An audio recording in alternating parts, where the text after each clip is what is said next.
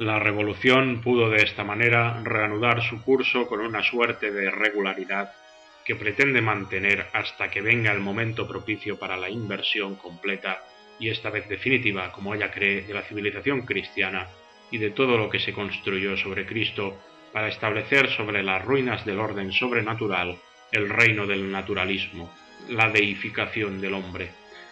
Todas las sectas deben confundirse ellas mismas en la religión universal de la naturaleza. Esto es lo que actualmente quiere la Alianza Israelí Universal. En esto trabaja y tiene como misión de establecer en el mundo, haciéndolo, eso sí, con menos precipitación y con más conocimientos técnicos. ¿Comprenden ahora la magnitud de la mentira en la que hemos estado inmersos tantos años? Todo lo que creíamos bueno de nuestra sociedad es en realidad parte del engaño del enemigo, que nos hace creer que esto es lo máximo a lo que la humanidad puede llegar. Sin embargo, sabemos que la revolución no terminó en 1789. Ese fue el inicio de la destrucción de todo lo bueno que pudiera tener la sociedad. Desde entonces nos han manipulado por medio de juegos de palabras para ocultarnos la verdad. La sociedad actual, la sociedad laica, aconfesional, se trata de paganismo, es naturalismo, y como dice la conjuración anticristiana, esto que vemos en la actualidad, con más evidencia aún, es el anticristianismo. La revolución consiste esencialmente en la rebelión contra Cristo e incluso la rebelión contra Dios. Más bien es la negación de Dios. Su objetivo supremo es sustraer al hombre y a la sociedad de lo sobrenatural. La palabra libertad, en boca de ella, no tiene otro significado. Libertad para la naturaleza humana de ser ella sola, como Satán, que quiso ser él solo, y eso, como lo explicaremos más adelante, a la instigación de Lucifer, que quiere librarse de la supremacía que la superioridad de su naturaleza le daba sobre la naturaleza humana, que fue eliminada mediante la elevación del cristianismo al orden sobrenatural. Y por eso, de Maistre muy precisamente caracterizó la revolución con la palabra satánica. Hay en la revolución un carácter satánico que la distingue de todo esto que se vio y de lo que se verá. Ella es satánica en su esencia. A este odio a Cristo, que no se creía posible en el seno del cristianismo, se le suma la rebelión directa contra Dios. A esto se le suma también la corrupción y la extrema bajeza a que el corazón humano puede llegar. Lo que no se había visto lo vemos hoy. La revolución es la lucha entre el hombre y Dios. Quiere ser el triunfo del hombre sobre Dios. Y presten atención a esta afirmación de la conjuración anticristiana. Recordamos que este libro se escribió en 1910. O estamos llegando al final del odio a Dios y a su Cristo levantado por el anticristo, volviéndose más general y violento, o bien estamos en la víspera de la más grande misericordia que Dios haya ejercido en este mundo después de la redención. Pues bien, ha pasado más de un siglo de esa cita, y echando la vista atrás, podemos decir que se han dado o se están dando ambas cosas. Por un lado, la misericordia de Dios ha llegado a su cumbre por medio de las revelaciones a Santa Faustina Kowalska, que ratifican con mayor severidad los ultimátums recibidos en Fátima de parte de Nuestra Señora, que anuncian el mayor estallido de odio contra nuestro Señor Jesucristo, que está todavía por llegar. Veamos las expectativas que se tenían de la revolución. En 1796, 2 años después de la caída de Robespierre, de Maistre escribía: «La revolución no ha terminado, nada hace presagiar el fin, ya produjo grandes males y ella anuncia aún mayores». En el apogeo de la epopeya napoleónica se decía: «Nunca el universo había visto una cosa igual, ¿y qué nos queda por ver? Distamos mucho del último acto o de la última escena de esta tragedia. Nada anuncia el final de la catástrofe, y todo anuncia que por el contrario ella todavía debe durar». Fue en 1806 que él formulaba este pronóstico.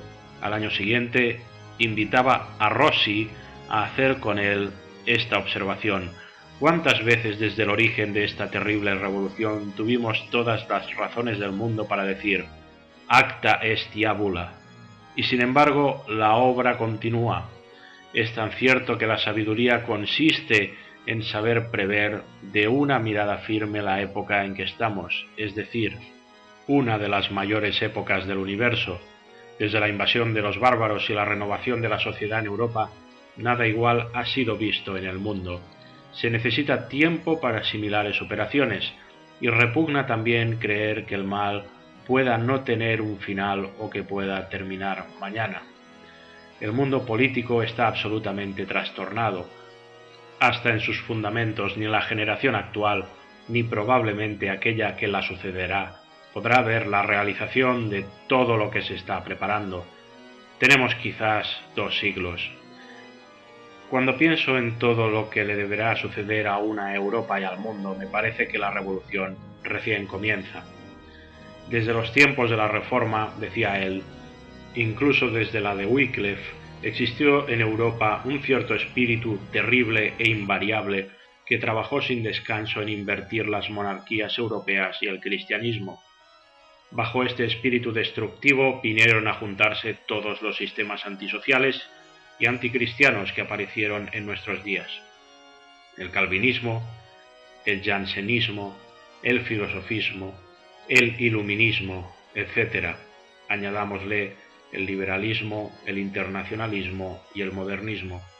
Todo esto hace que sea considerado como una sola secta que juró la destrucción del cristianismo y la de todos los tronos cristianos, pero sobre todo la casa de los Borbón y la sede de Roma. En la memoria dirigida en 1809 a su soberano Víctor Manuel I se decía: las cosas se arreglarán por una convulsión general del globo. Esta es una de las mayores épocas del universo. Mientras más examino lo que pasa, más me persuado de que asistimos a una de las más grandes épocas del género humano. El mundo está en un estado de parto. Y prosigue explicando. Estado de parto, esto es lo que hace que un espacio de tiempo sea una época. Fue en la época del diluvio que parió la nueva generación de hombres, en la época de Moisés que parió al pueblo electo, en la época de Cristo que parió al pueblo cristiano. La época de la revolución es la época del antagonismo más agudo entre la civilización cristiana y la civilización pagana, entre el naturalismo y lo sobrenatural, entre Cristo y Satanás. ¿Cómo será el fin de la lucha? Lucifer y los suyos piensan en que triunfarán. Los judíos dicen que será la venida de su Mesías, que el reino del anticristo está cerca, y que ese reino abrirá para su beneficio la más grande época del mundo. ¿Y qué teníamos hace un siglo, a principios del siglo XX? La conjuración anticristiana lo describe, y visto lo que ha sucedido desde entonces, las conclusiones son obvias. Juzguen por ustedes mismos. Un conflicto sordo que viene desde los orígenes del cristianismo. Desde el día en que la Iglesia se esforzó en propagar la verdadera civilización, se encontró enfrente de sí con la resistencia de los malos instintos de la naturaleza humana. Waldeck Rousseau, en su discurso sobre la discusión de la ley de las asociaciones del 28 de octubre de 1900, dijo: en este país, cuya unidad moral, su fuerza y su grandeza, que se forjó a través de los siglos, crecen sin conocerse, dos juventudes que un día se encontrarán y no se reconocerán con el riesgo de no comprenderse. Poco a poco se han ido formando dos sociedades diferentes, una cada vez más democrática, arrastrada por la corriente de la revolución, y la otra cada vez más imbuida de las doctrinas que se creían no habían sobrevivido al gran movimiento del siglo XVIII. Destinadas están un día a chocar. Y por favor, presten atención, porque lo que aquí se anunciaba como futuro ya ha sucedido. Waldeck Rousseau, en el discurso de Toulouse, explicó en estos términos la razón de darle prioridad a la ley contra las congregaciones religiosas. Este hecho, la coexistencia de dos juventudes de dos sociedades, no se explica por el libre juego de las opiniones. Este supone un sustrato de influencias que antes estaban ocultas pero que ahora son más visibles. Es un poder que ya no es oculto y que constituye dentro del Estado una potencia, un poder rival. La aniquilación de las congregaciones religiosas está en su punto álgido, con la infiltración en las mismas de aquellos que únicamente buscan su destrucción desde dentro, por medio de la mundanización, tibieza, relativismo y tolerancia a las repugnantes y apóstatas ideas liberales y masónicas, que promueven toda clase de aberraciones como si fuesen derechos inalienables de la persona. Sin embargo, la aniquilación de las congregaciones no es el punto final del conflicto. Siendo su objetivo el establecimiento del reinado del Anticristo sobre la tierra, seríamos muy ingenuos si pensásemos que la destrucción de las congregaciones es suficiente para conseguir esto.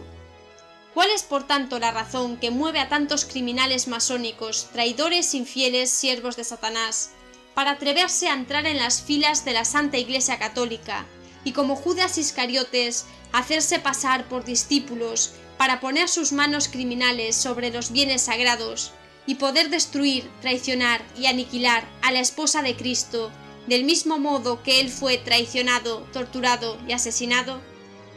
En la conjuración anticristiana tenemos la respuesta. Esto se debe a que la mera presencia de los religiosos en medio de la sociedad constituye una continua predicación cristiana para no perder de vista cuál es el fin último del hombre, el objetivo principal de la sociedad y la naturaleza de lo que debe ser la verdadera civilización.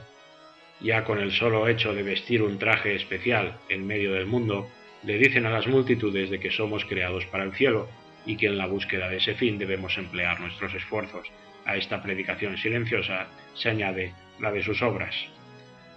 Cuantos más actúen, cuantos más enseñen, hay y habrá no solamente dos juventudes, sino que dos sociedades, la sociedad católica y la sociedad masónica, teniendo cada una un ideal diferente e incluso opuesto, luchando entre sí y buscando su propio triunfo. Y como la masonería y el catolicismo se extienden por el mundo entero, en todas partes las dos ciudades estarán involucradas, en todo tiempo y lugar en la misma batalla. Por todas partes se le ha declarado la guerra a las órdenes religiosas y el lema en todo el mundo es ir a la caza de ellas, de destruirlas. Son las leyes, los decretos que la francmasonería ha promulgado contra ellas en todos los países, no solo en el siglo XIX, pero la destrucción de la vida monástica no es ni puede ser, como dice Waldeck-Rousseau, sino que el punto de partida. Supongamos que las congregaciones religiosas no tuviesen ninguna esperanza en ser restablecidas. Sería ingenuo pensar que el cristianismo se acabaría con ello. Detrás de sus batallones está la Santa Iglesia Católica.